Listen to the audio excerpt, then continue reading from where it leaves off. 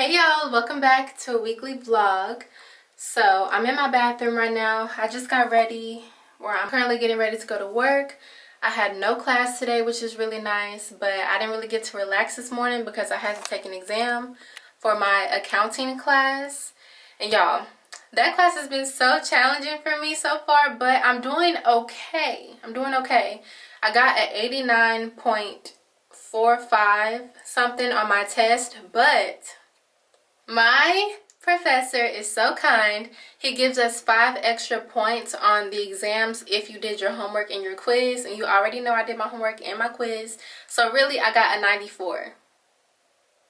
Yeah, 94. I did just count. And I am in an accounting class. And I just counted on my fingers what 89 plus 5 is. Anyways, moving on. I'm in my bathroom because I wanted to get y'all's opinion. If you watched my last vlog, then you know that I recently, I'm trying to renovate my bathroom and stuff, get it together. And I painted my door this Pro Classic from Sherwin-Williams. And it's in the satin extra white. Y'all, I'm just trying to turn this can. Y'all cannot see. Extra white, interior acrylic, latex, whatever. So this is the paint that I used. Now, I originally wanted the pure white color because I did watch a YouTube video of these two, DIY queens talking about the perfect shade of white and how some shades of white have like a warmer undertone, some have a cooler undertone, and just different things to be aware of before you buy white paint. But the guy at Sherwin-Williams didn't have my color. So he was just like, extra white is kind of similar, so do you want that?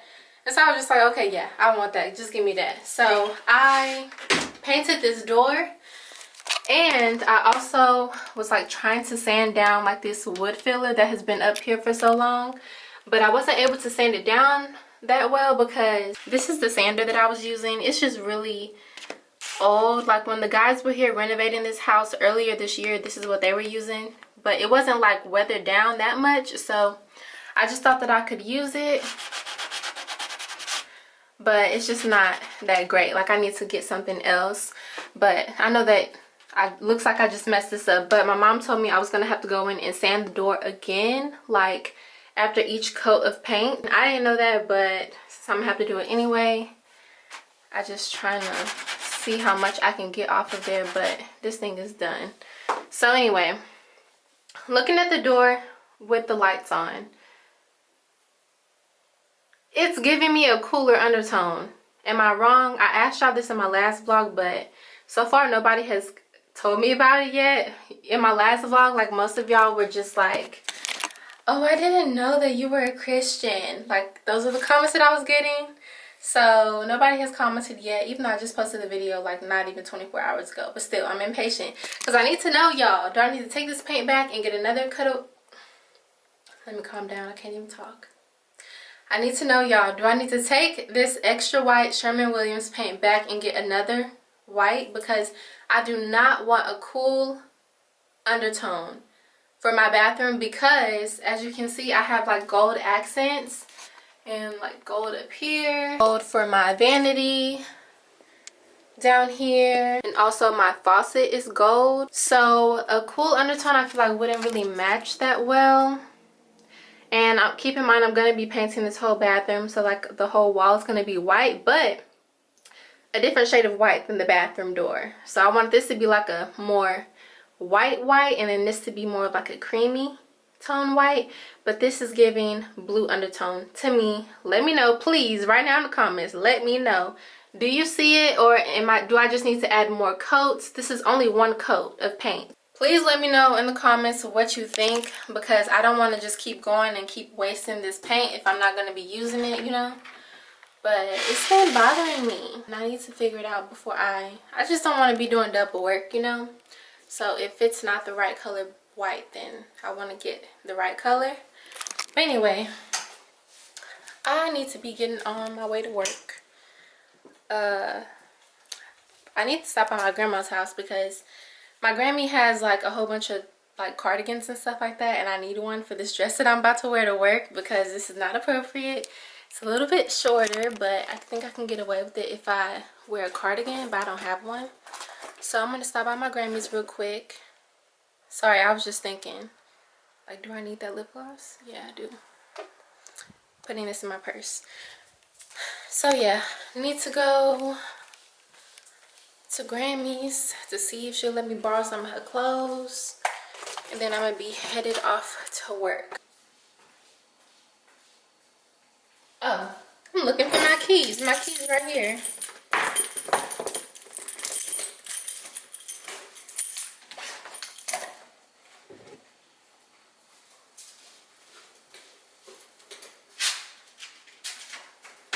And my shoes.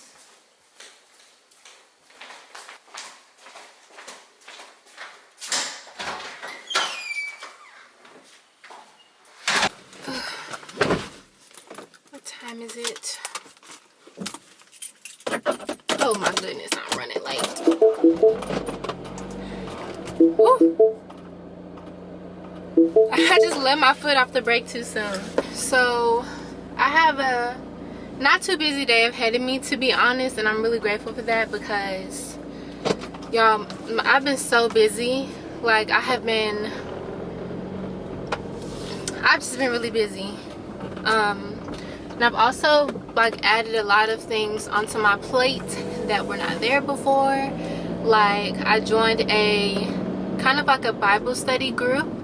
I think I told y'all, like one of my high school friends, or honestly not even high school, one of my middle school friends asked me to join her group, and I did, long story short. So I have Bible study a couple of times a month.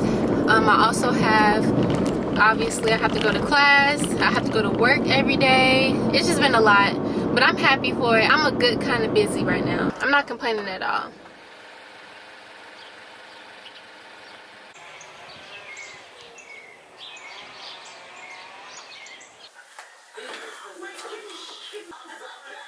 Okay, I think this is what I'm gonna go with. I wish it was a different color, but I can't be picky. I need this. Let me go. Okay, so what I ended up choosing is just like this navy, almost kind of like a navy color. Not really, but it doesn't really go with my brown dress. This dress is already like kind of right at my knees, so I just needed something that was a little bit longer, because even though we don't have like a dress code at work, but still, like, I want to respect the office, because technically we don't really see customers at all. Everything that we do is over the phone with them. There is that rare occasion where a customer will come in and it's kind of awkward because we're just so used to doing business over the phone. Like, we don't talk to customers in person. So I'm literally just sitting at my desk all day. Don't talk to nobody unless it's on the phone, or my coworkers, but that's it. I hope this police officer doesn't pull me over for having my camera on my dashboard, but he shouldn't, right? That's not a crime. They put, "We don't need you." Thank you, sir. I'm glad he didn't move. Anyway, y'all, I'm on my way to work now.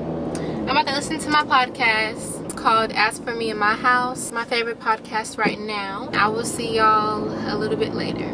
Yeah.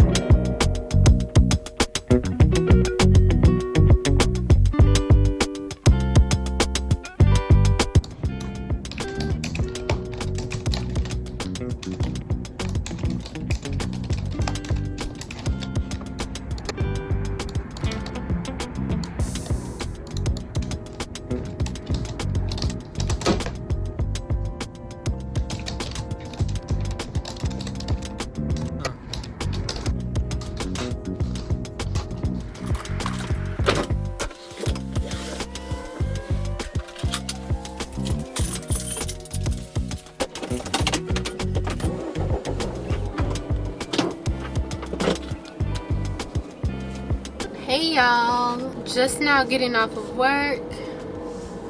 It was shockingly a really busy day, but I'm not complaining because it's been pretty slow for the past like week and a half, I want to say. So It was actually really nice that we had a lot of calls coming in today. So the day went by really fast. I'm about to just kind of like decompress a little bit. So I'm not going to vlog on my way home because I just want to like get my mind right before I get home. I always use the time that I'm driving to kind of just like relax and like clear my mind, you know. So that's what I'm about to do, and I will talk to y'all. Dang, I'm about to run this light. Ooh, ooh, ooh, ooh. Okay, let me focus on driving. I'll talk to y'all later.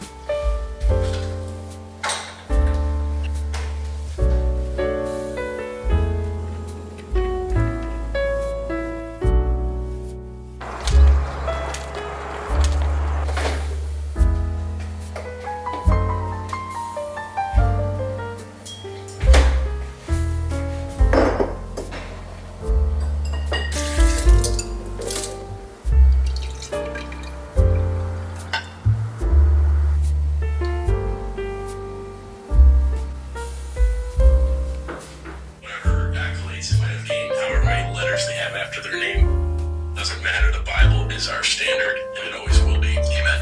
So that's our agenda here. The question is about tongues. It's a question I have myself. This speaking in tongues was honestly not something that we learned in our church growing up. Your language, understand what you're saying. Specifically says that not all speak in tongues, and he also calls tongues the least of the gifts.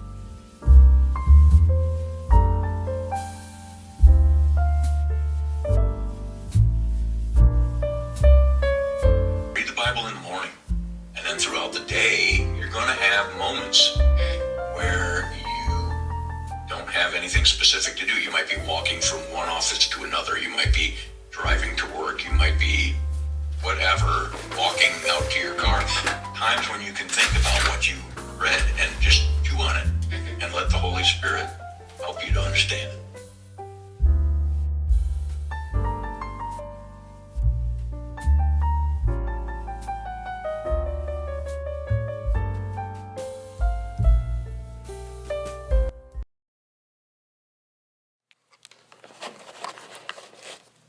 Hey y'all, it is almost 10:30 at night at this point. So I didn't really vlog today. I felt like I needed to take a break. So I did that. I'm trying not to overwhelm myself, you know. Today was just pretty much a standard day. I had to go to work, of course. But while I was at work, I joined this Facebook group for like my city, like the city that I'm in, and I was asking for like if anybody had any suggestions for non-denominational churches in my area, and somebody did respond, and I looked them up, and I didn't really care for the churches that was suggested to me. So I somehow came across this video on YouTube of one of the like group leaders for the women's, like a women's group at this church that I used to go to on YouTube, and I felt like that was a sign that I should maybe check out the groups at that church. So I did, and they were having a women's Bible study tonight at 7, so I decided to go. While I was at work, I felt like maybe I should just go and check it out, because I've been hearing about it, but I didn't really, I don't know, I guess I was just too nervous to go. But I decided not to let my nerves get to me, and I went to the Bible study tonight, and I'm really glad that I did, because I met some really cool people. So I wanted to share with y'all some of the verses that we are supposed to be meditating over. Basically, we're going to be going through the book of Ephesians. I can show you like my little notes that I took today over what we learned. Basically, we're supposed to like memorize Ephesians 1:7-10, and by next week. And then we also have like some homework that we're supposed to do, like the weekly workbook. Day 1, you're supposed to do this, and then day 2 over here, day 3, all the way up until day 6, and then we'll meet again on day 7. But I figured that maybe I could share with y'all the verses that some of the women brought up. It's in the book of Psalm, and the one that they mentioned was Psalm 91 and also Psalm 23. I'm just gonna show y'all so y'all can see what I highlighted. The Lord is my shepherd, I have what I need. He lets me lie down in green pastures. He leads me beside quiet waters. He renews my life. He leads me along the right paths for his name's sake. Even when I go through the darkest valley, I fear no danger, for you are with me. Your rod and your staff, they comfort me. So this is the part that I like really meditate over. There's more though, but this is like, this sticks with me, you know? I'm about to just get ready to go to bed and take my makeup off.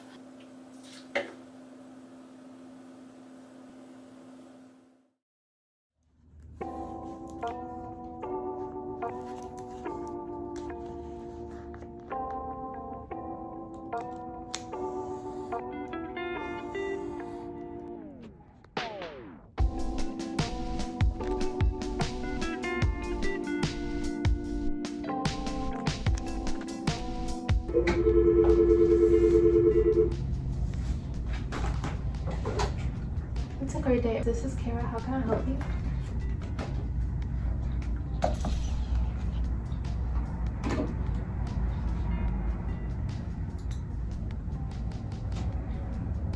Oh, yes, ma'am. Between 10 and 12. Your technician is running a little bit behind. He's still at an install.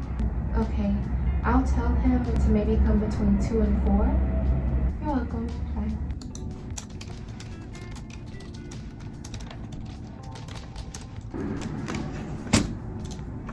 Hey y'all, I'm back at home. The lighting is a little bit crazy. It's around that time of day, like almost 6. But I want to share with y'all the book that I was reading while I was at work, because it is so good. We have been reading this book in one of my group Bible studies. The book that they got us reading is this one right here, called Overcoming Familiar Spirits.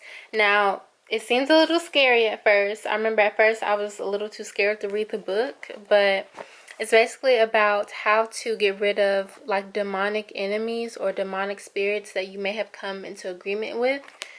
And he just kind of goes, oh, it's by Kenyon Bridges, by the way, but he basically just goes into, obviously I'm not done yet. We're only supposed to be reading like 2 chapters per week, and then we're discussing it with like our book partner.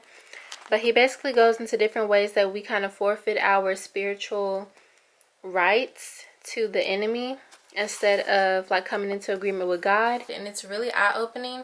It sounds like a scary book. I was scared to read it at first, but over the past few weeks I've gotten over the fear, and they actually have some really good things in here and some really good tips on how to get rid of like certain patterns in your life that you may find yourself becoming a part of. Like, for example, like if you find yourself getting into relationships with people that are like basically the same situation, same person, different face type of thing, you may have come into agreement with the spirit of somebody that's like that, and that's why you keep attracting that type of person to you.